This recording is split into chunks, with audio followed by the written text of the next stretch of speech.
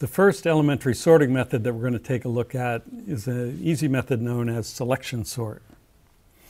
The idea of selection sort is to start out with an unsorted array, and we'll use these playing cards as an example.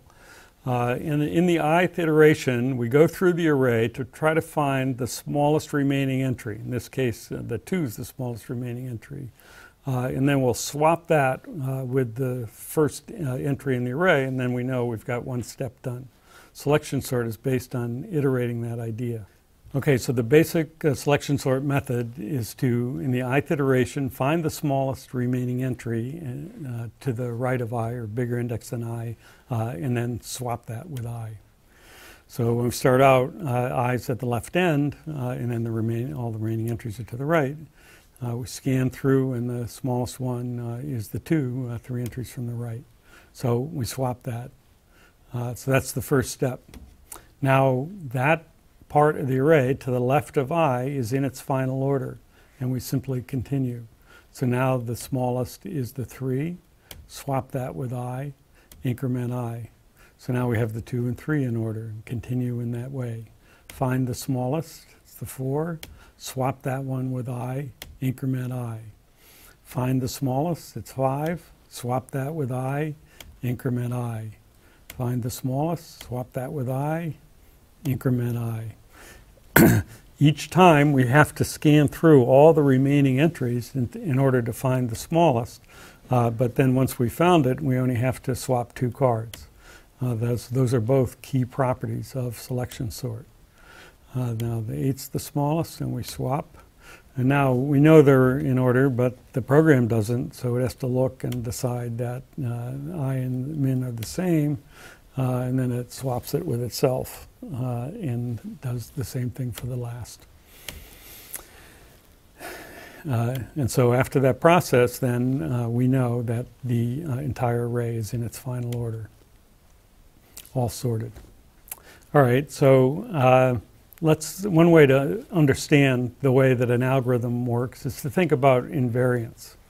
So for selection sort, we have a pointer that was our variable I that scans from left to right. That's indicated by a little red arrow in this representation. The invariants are that the entries on and to the left of the arrow are never change, and they're in ascending order. No entry to the right of the arrow is smaller than any entry to the left of it. That's the way that we set it up.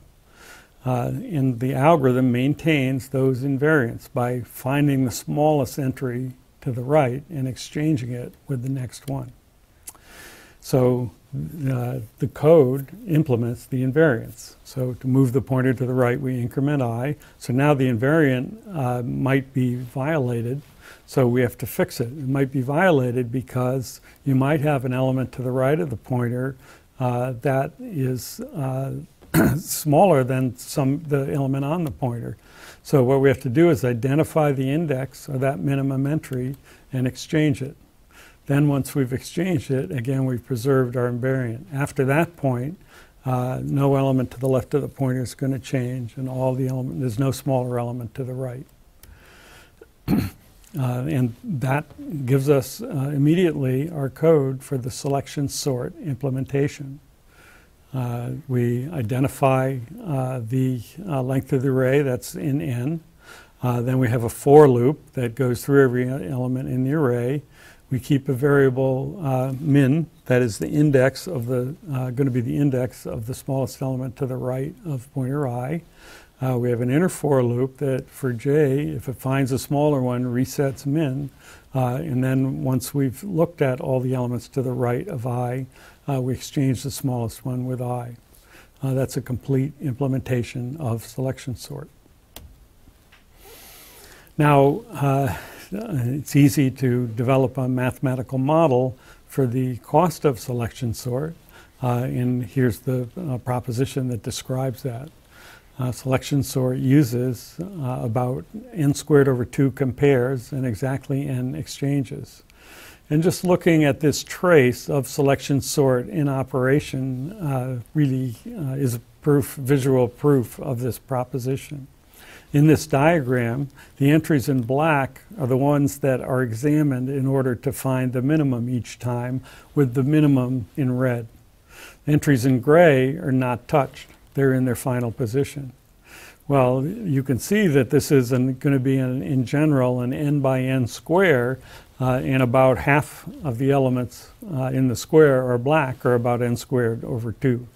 And you can see also the exact formula, n minus 1 plus n minus 2 and so forth, is the total number of compares used. And then on each of the n values of the variable I, there's an exchange. So that's the cost in terms of the number of exchanges. Now, what's interesting about this proposition about selection sort is that it doesn't matter what order the input is, selection sort's going to use quadratic time, because it always has to go through the whole thing to look for the minimum. Another property is that you can't sort moving less data, because selection sort does just a linear number of exchanges. Every item is put into its final position with just one exchange. Let's look at an animation of selection sort in operation. You can see our pointer moving from right to left, and every time it finds the smallest element to the right, it exchanges it into position. Now, if the array is partially sorted, doesn't matter to selection sort. Still has to go through, even if it's totally sorted, still has to go through to decide where that minimum element is. That's selection sort, our first elementary sorting method.